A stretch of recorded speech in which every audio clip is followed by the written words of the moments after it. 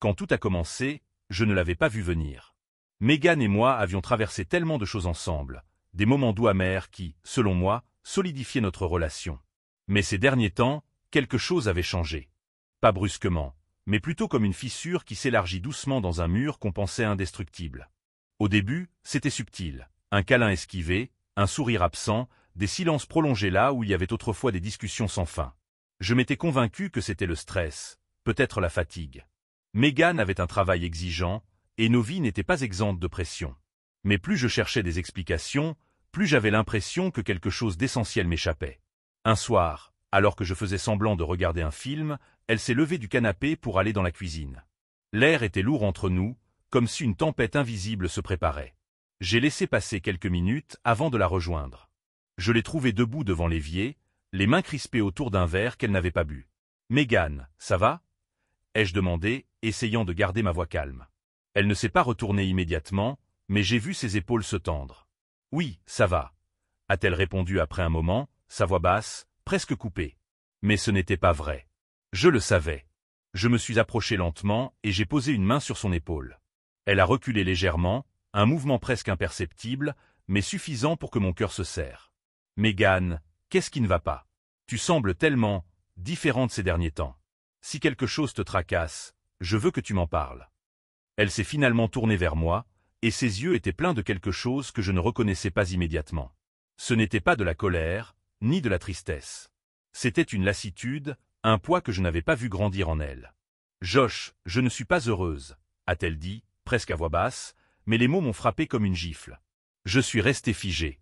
Je n'arrivais pas à parler, mais elle a continué, comme si elle avait attendu ce moment depuis longtemps. « Je ne suis pas heureuse dans ce mariage.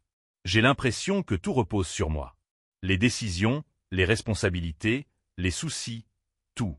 Et toi, tu es là, mais tu n'es pas là. » J'ai ouvert la bouche pour protester, pour lui dire que ce n'était pas vrai, que je faisais tout ce que je pouvais. Mais en regardant son visage, je savais que ce n'était pas le moment. Je pensais qu'on formait une équipe, ai-je murmuré. Elle a secoué la tête, les larmes montant dans ses yeux. Parfois, je pense que je serais mieux seul. Que ce serait moins épuisant. Ces mots m'ont brisé. Megan était ma vie, ma famille. L'idée de la perdre était insupportable. J'ai respiré profondément pour essayer de calmer la panique qui montait en moi. « Écoute, Megan, je sais que je peux faire mieux. Je sais que j'ai été distrait, que je n'ai pas fait assez. Mais je veux changer. Je veux qu'on trouve un moyen de réparer ça. » Elle m'a regardé longtemps, son expression difficile à lire. « J'espère que tu es sincère, » a-t-elle dit finalement. « Parce que je ne peux pas continuer comme ça. » Cette nuit-là, je n'ai presque pas dormi. Je repassais ces mots en boucle dans ma tête, essayant de comprendre comment on avait pu en arriver là. J'avais l'impression d'avoir échoué, d'avoir laissé notre relation s'effondrer sans m'en rendre compte. Mais je savais une chose, je ne voulais pas abandonner. Le lendemain matin, j'ai commencé à changer. Pas des promesses creuses, mais des actions concrètes. J'ai pris plus de responsabilités à la maison. J'ai organisé des sorties en famille, même quand j'étais fatigué. J'ai fait l'effort de lui demander comment elle allait, et d'écouter vraiment sa réponse. Ce n'était pas facile. Parfois, ses réponses étaient courtes, presque froides, et je sentais la distance qu'elle maintenait entre nous. Mais je m'accrochais à l'espoir que, si je continuais à me battre, je pourrais regagner sa confiance. Nous avions bâti une vie ensemble, et je n'étais pas prêt à la laisser s'écrouler. Chaque jour, je me réveillais avec un seul objectif, sauver notre mariage. Après cette nuit où Megan m'avait avoué son mal-être, j'étais prêt à tout faire pour regagner sa confiance, pour reconstruire ce que nous avions perdu. Ce n'était pas une question de fierté ou d'ego. C'était une question de survie pour notre famille. Mes journées commençaient tôt, bien avant que les enfants ne se réveillent. J'enfilais mon uniforme, attrapais un café rapide et me préparais à une autre longue journée de travail. 10 heures au bureau, parfois plus, à jongler avec des réunions, des dossiers et les 1000 petits tracas qui accompagnaient mon rôle. Mais peu importe à quel point j'étais épuisé en rentrant chez moi, ma journée n'était jamais terminée. En franchissant la porte, je passais immédiatement en mode père. Michael, notre fils de 4 ans, courait souvent pour m'accueillir, ses petits bras tendus, et Jake, tout juste 1 an, me lançait un sourire édenté depuis son parc. Ces moments étaient mon carburant, la seule chose qui rendait tout cela supportable. Je déposais mon sac, retirais ma veste, et plongeais directement dans la routine du soir. Je préparais le dîner pendant que Megan restait à l'écart, généralement dans le salon, le nez plongé dans son téléphone ou ses papiers. Je ne disais rien. Je savais que lui demander de l'aide n'aboutirait à rien d'autre qu'une excuse rapide ou un soupir d'agacement. Alors, je continuais. Après le dîner, je jouais avec Michael pendant un moment, souvent avec ses jouets préférés ou à inventer des histoires qui le faisaient éclater de rire. Ensuite, je mettais Jake au lit, fredonnant une berceuse tout en le berçant. Quand les enfants étaient endormis, je m'attaquais aux tâches ménagères. La vaisselle, la lessive, les petites réparations dans la maison, tout ce qui devait être fait. Megan avait mentionné qu'elle se sentait accablée par toutes les responsabilités. Alors, je m'étais juré de les prendre sur moi, autant que possible. Les courses, le ménage, même les travaux qu'on remettait toujours à plus tard, je m'en chargeais. Mais malgré tous mes efforts, rien ne changeait. Megan restait distante, comme si une barrière invisible s'était formée entre nous.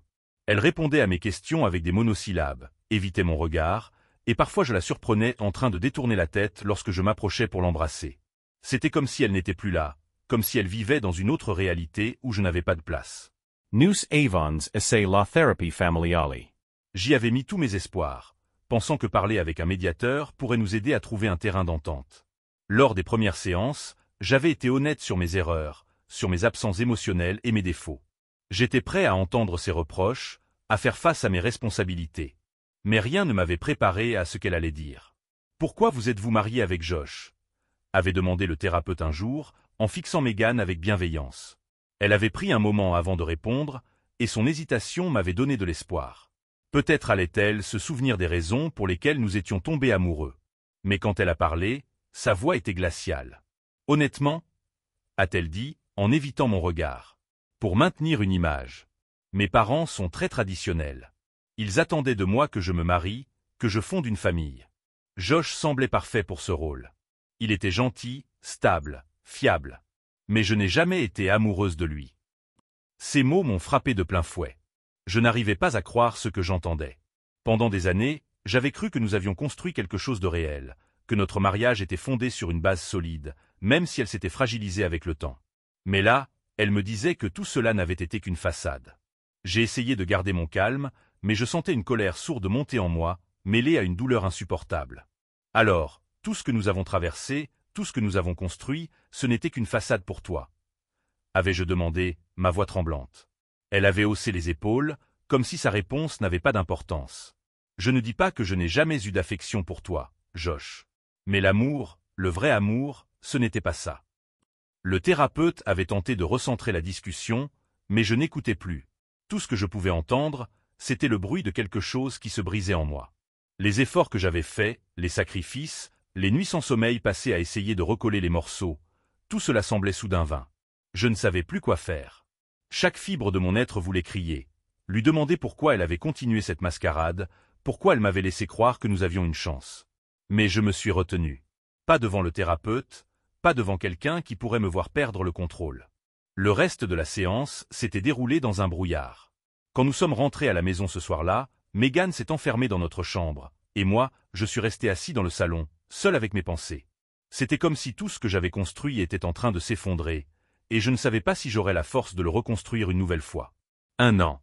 Cela faisait 1 an que Megan et moi ne partagions plus le même lit. Ce fait, à lui seul, me hantait. C'était comme si cette distance physique entre nous représentait un fossé bien plus large, quelque chose d'insurmontable. J'avais d'abord essayé de comprendre, de trouver des raisons. Megan avait expliqué que les enfants prenaient toute la place, qu'elle devait rester dans leur chambre la plupart des nuits pour les surveiller, surtout Jake, qui se réveillait encore parfois en pleurant. J'avais accepté, sans poser trop de questions. Peut-être que c'était juste une phase. Mais plus les semaines passaient, plus je réalisais que cette situation n'allait pas changer. Le thérapeute, à qui j'avais osé en parler à demi-mot, nous avait conseillé une solution simple, acheter un lit d'appoint pour Jake. Ça vous permettra de retrouver votre espace à deux, et en même temps, vous saurez que les enfants sont à l'aise, avait-il dit, son ton plein d'un optimisme qui me paraissait hors de portée. Je m'étais accroché à cette idée comme à une bouée. Le lendemain, je m'étais précipité pour acheter ce lit. Je l'ai installé dans la chambre des enfants avant même que Megan ne rentre du travail, fier de ma rapidité, espérant qu'elle verrait cet effort comme un geste pour nous rapprocher. Mais rien n'a changé. Elle avait souri poliment en voyant le lit d'appoint, m'avait dit que c'était une bonne idée, et c'était tout. Ce soir-là, je m'étais couché en espérant qu'elle viendrait me rejoindre. Mais elle ne l'a pas fait.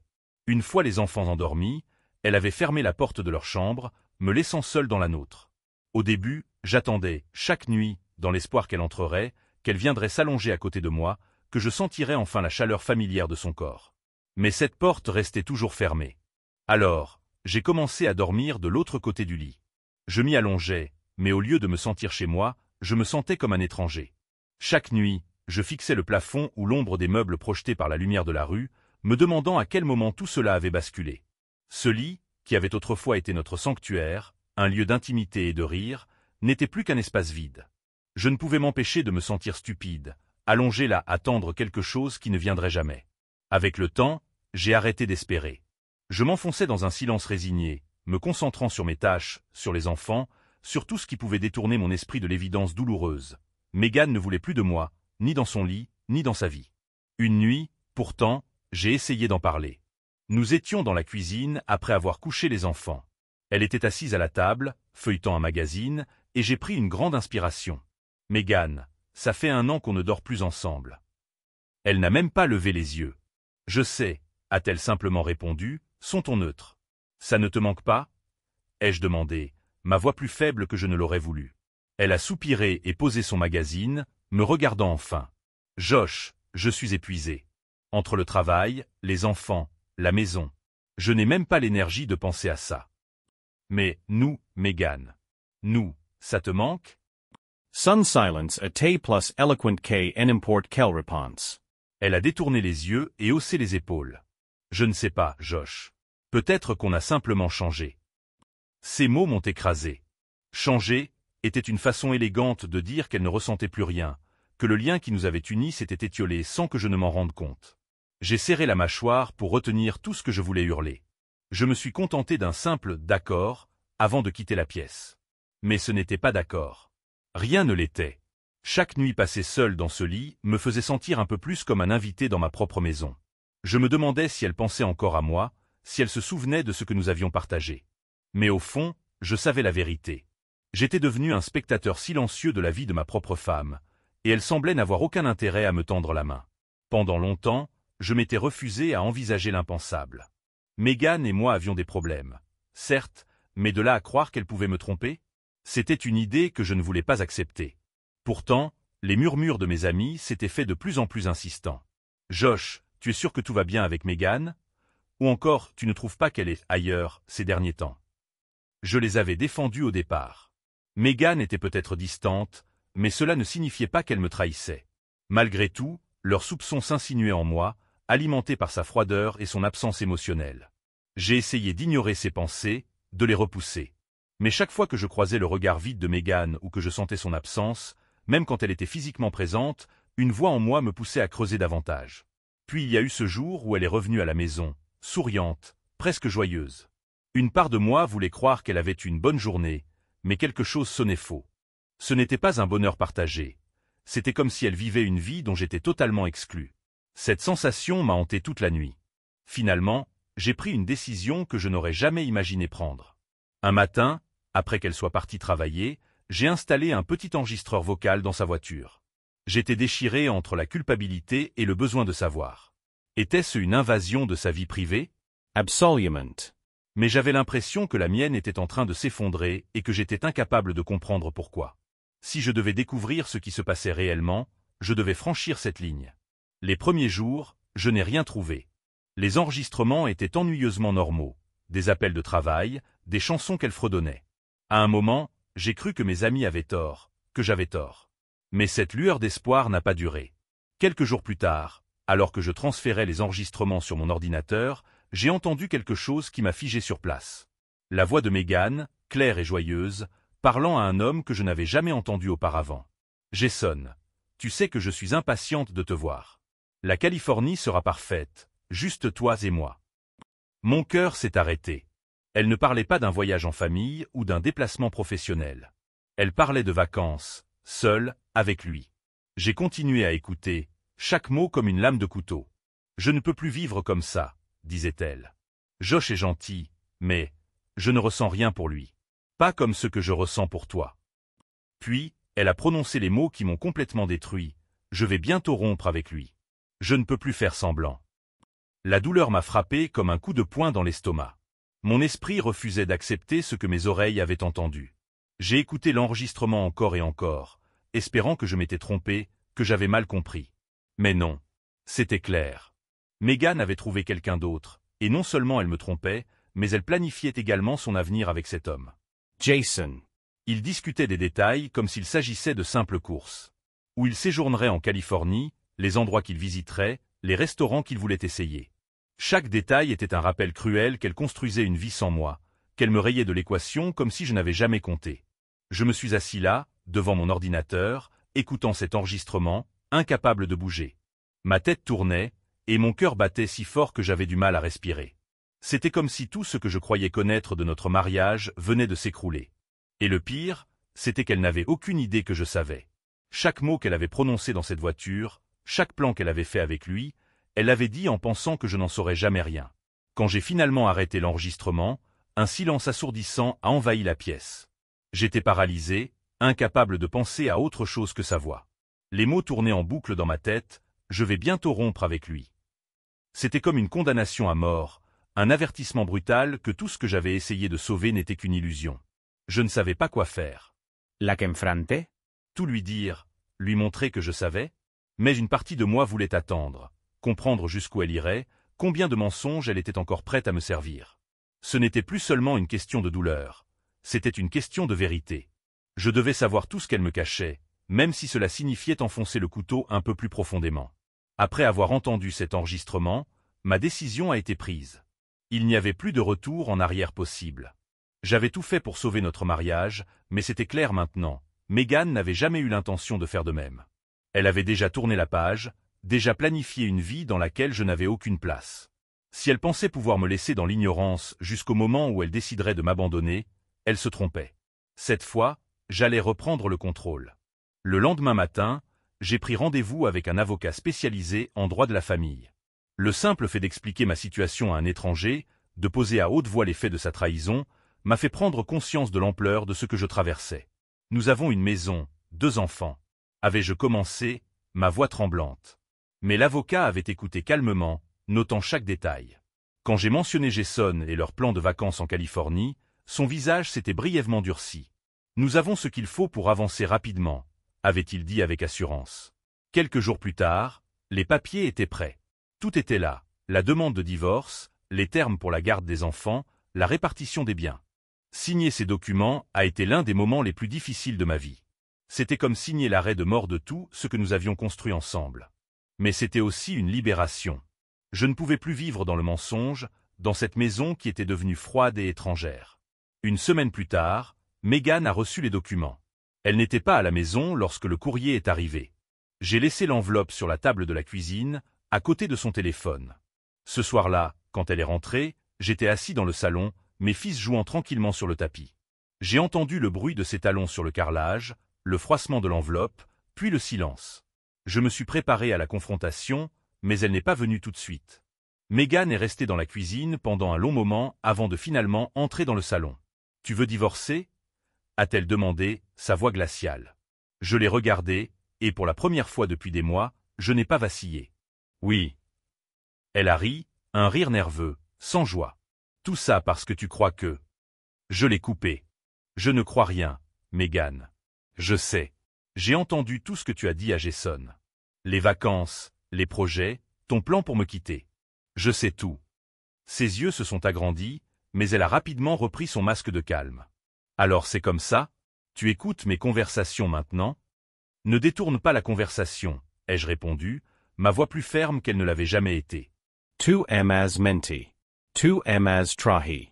Et maintenant, tu vas affronter les conséquences. Elle a ouvert la bouche pour répondre, mais je me suis levé avant qu'elle ne puisse dire un mot de plus. Oh, et au fait, j'ai aussi parlé à tes parents. Ces mots ont semblé la désarçonner plus que tout le reste. Tu leur as dit. Oui, Megan. Ils méritaient de savoir.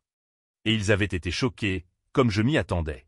Son père, Harold, un homme strict et traditionnel, avait écouté mon récit sans m'interrompre, son visage devenant de plus en plus sombre à chaque détail que je partageais. « Je ne peux pas croire qu'elle ait fait ça, » avait-il dit finalement, sa voix tremblante de colère. « Ce Jason, il ne mettra jamais les pieds sur le pas de ma porte.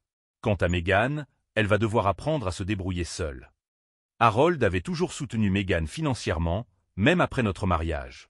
Il l'aidait à payer ses factures, à gérer certaines dépenses, et il avait même contribué à l'achat de notre maison.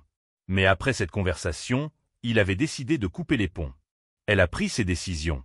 Maintenant, elle doit en assumer les conséquences.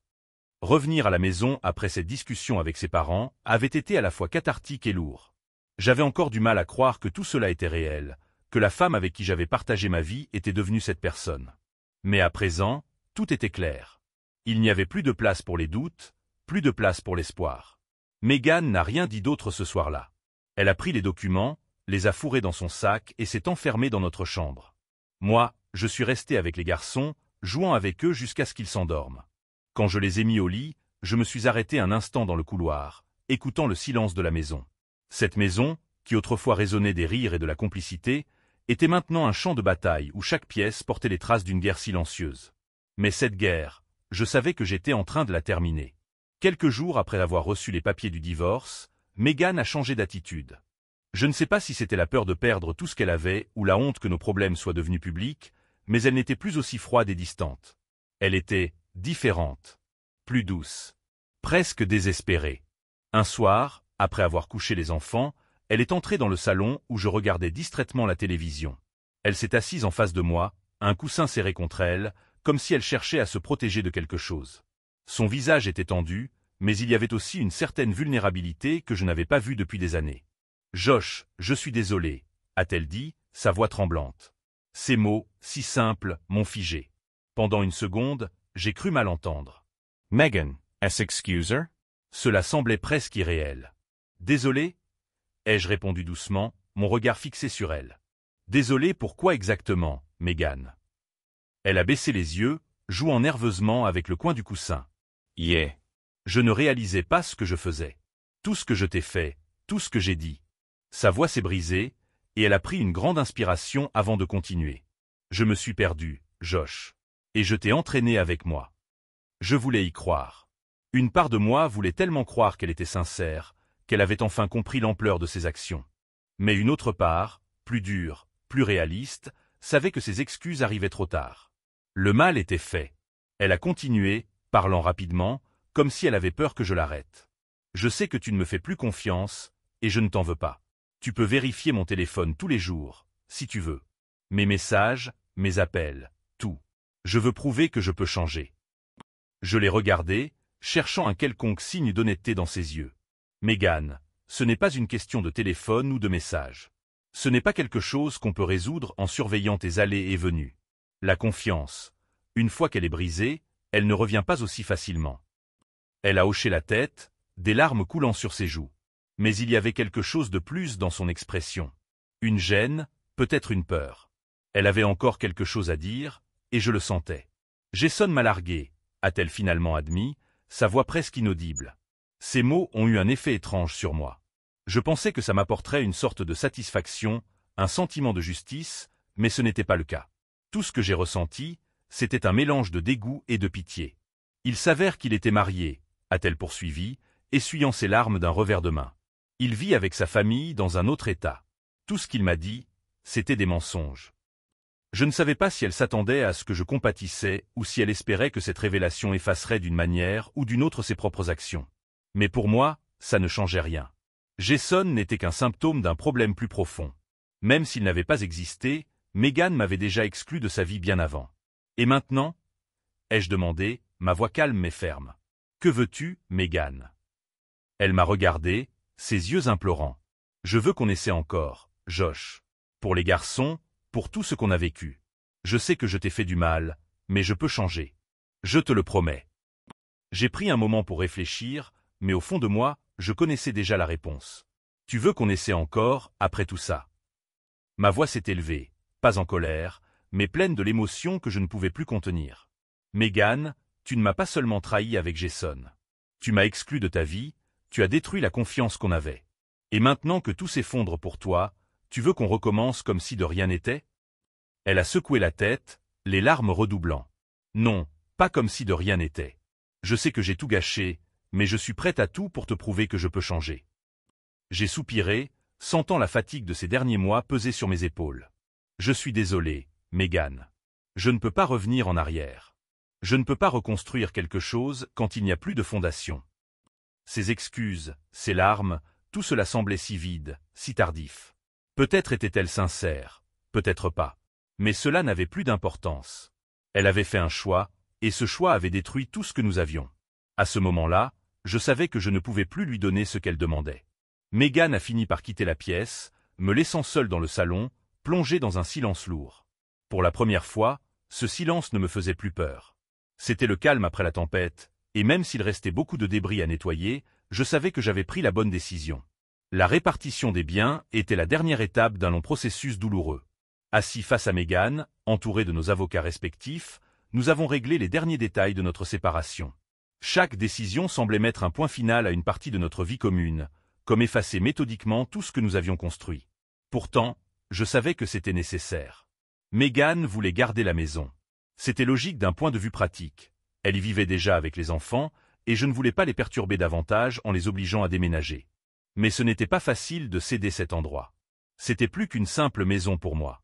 C'était là que nous avions ramené nos enfants après leur naissance, là où nous avions passé nos premiers Noëls en famille. Chaque pièce racontait une histoire, et les laisser derrière moi, c'était comme perdre un morceau de moi-même. L'accord stipulait que Megan conserverait la maison, évaluée à 450 000 $, mais elle devrait prendre en charge l'intégralité de l'hypothèque. En échange, je recevrais une indemnisation de 70 000 $. Cet argent devait me permettre de repartir à zéro, de reconstruire une vie loin de tout ce que nous avions partagé. Avec cette somme, j'ai trouvé un appartement dans le centre-ville de Seattle. Rien de grandiose, mais il était propre, lumineux et assez spacieux pour accueillir mes fils lorsqu'ils viendraient. J'avais pris soin de choisir un endroit où ils se sentiraient à l'aise, un endroit qui pourrait devenir un refuge pour eux au milieu de cette transition. J'ai acheté des lits pour eux, décoré leur chambre avec des posters de leurs héros préférés, et rempli les étagères de jouets et de livres. Je voulais qu'ils sentent que, même si les choses avaient changé, mon amour pour eux restait intact. Nous avons également établi un arrangement pour leur garde. Megan aurait la garde principale, mais j'aurais mes fils un week-end sur 2. C'était loin d'être idéal, mais c'était le mieux que nous pouvions faire dans les circonstances. Megan devait me les amener, et je pouvais passer ces 2 jours à rattraper le temps perdu, à profiter pleinement de leur présence. La première fois qu'ils sont venus, j'étais à la fois nerveux et excité. Michael, mon aîné, avait compris que quelque chose avait changé, même si nous avions essayé de lui expliquer les choses en douceur. Jake, en revanche, était trop jeune pour saisir la situation. Quand ils sont arrivés, Michael a couru dans l'appartement, explorant chaque pièce avec enthousiasme. « C'est chez toi, papa ?» m'a-t-il demandé, ses grands yeux curieux fixés sur moi. « Oui, bonhomme », ai-je répondu avec un sourire. « C'est notre endroit, juste pour nous. » Voir ses yeux s'illuminer à cette idée a suffi à chasser mes doutes, au moins pour un moment. Pendant tout le week-end, nous avons joué, ri et regardé des films ensemble.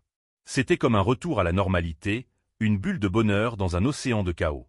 Mais lorsque le dimanche soir est arrivé et que Megan est venue les récupérer, le vide m'a frappé de plein fouet. Après leur départ, l'appartement semblait terriblement silencieux. J'ai passé la soirée à ranger leurs affaires, à remettre de l'ordre dans la cuisine, mais rien ne pouvait combler cette sensation de solitude. Megan, de son côté, restait distante et professionnelle dans nos interactions. Elle arrivait, récupérait les enfants, échangeait quelques mots rapides avec moi, puis repartait. Nous Ishans come to a stranger's partigent an obligation commune. Et si je savais que c'était mieux ainsi, une partie de moi ne pouvait s'empêcher de regretter tout ce que nous avions perdu. Chaque jour dans cet appartement, je m'efforçais de construire quelque chose de nouveau. J'ai commencé à reprendre contact avec des amis que j'avais négligés pendant les années où j'étais absorbé par mon mariage. J'ai repris certaines activités que j'avais abandonnées, comme la course à pied et la photographie. Petit à petit, je réapprenais à être moi-même, en dehors de mon rôle de mari et de père. Ce n'était pas facile. Il y avait des jours où la douleur revenait en force, où les souvenirs me submergeaient. Mais il y avait aussi des jours où je pouvais voir un avenir, où je pouvais imaginer une vie différente, mais toujours pleine de sens. Et chaque fois que je voyais mes fils, cela me rappelait pourquoi je continuais à avancer. Pour eux. Pour moi. Pour la chance de construire une vie plus authentique, même si cela signifiait tout recommencer à zéro. Même après tout ce qui s'était passé, Megan n'abandonnait pas. Ses messages continuaient d'arriver, parfois plusieurs fois par jour. Parfois, elle s'excusait, me promettant qu'elle avait changé. D'autres fois, elle me disait qu'elle m'aimait encore, qu'elle voulait tout récupérer, qu'elle était prête à tout pour recoller les morceaux. Mais ces mots, qui autrefois auraient eu un écho dans mon cœur, n'étaient plus que des échos vides maintenant. Je lisais ces messages, mais je ne répondais pas. Pas par méchanceté ou par vengeance, mais parce que je savais, au fond de moi, que ce chapitre de ma vie était terminé. Il n'y avait plus rien à sauver. La trahison, les mensonges, l'humiliation, tout cela avait laissé des cicatrices bien trop profondes.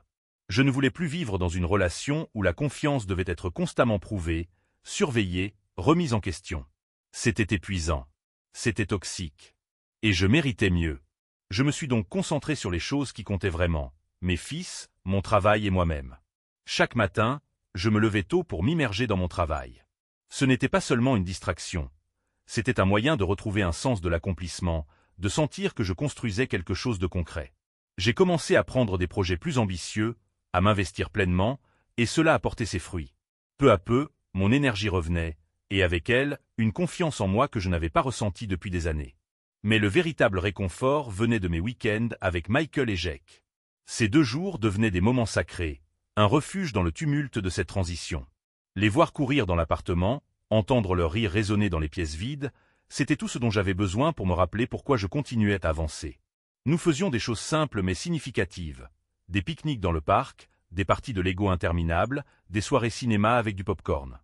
Ces moments étaient une encre, un rappel constant que malgré la douleur et la perte, la vie continuait. Petit à petit, j'ai commencé à ressentir un étrange sentiment de liberté. Avec le recul, je me suis rendu compte que cette rupture, aussi douloureuse qu'elle ait été, m'avait offert une opportunité que je n'aurais jamais envisagée autrement. Un nouveau départ. Je n'étais plus coincé dans une relation où je devais constamment me battre pour être vu, pour être entendu, pour être aimé. Je pouvais enfin redéfinir ma vie selon mes propres termes. Cela ne signifiait pas que tout était parfait. Il y avait encore des nuits où je me retrouvais seul dans l'appartement, avec rien d'autre que mes pensées pour compagnie. Parfois, la solitude me pesait. Mais même dans ces moments, je savais que j'avais fait le bon choix. Chaque étape vers cette nouvelle vie, aussi petite soit-elle, était un pas vers une version de moi-même que je n'avais pas vue depuis longtemps. Quant à Megan, je ne lui en voulais plus. Sa trahison avait brisé quelque chose entre nous, mais elle m'avait aussi montré que rester avec elle aurait été une erreur. Peut-être qu'elle était sincère dans ses regrets, ou peut-être qu'elle ne supportait simplement pas les conséquences de ses choix. Peu importait. Tout ce que je savais, c'est que je ne pouvais pas revenir en arrière, et que je ne voulais pas le faire. Ce nouveau chapitre de ma vie n'était pas celui que j'avais imaginé. Mais il était mien. Et pour la première fois depuis des années, je sentais que cela suffisait.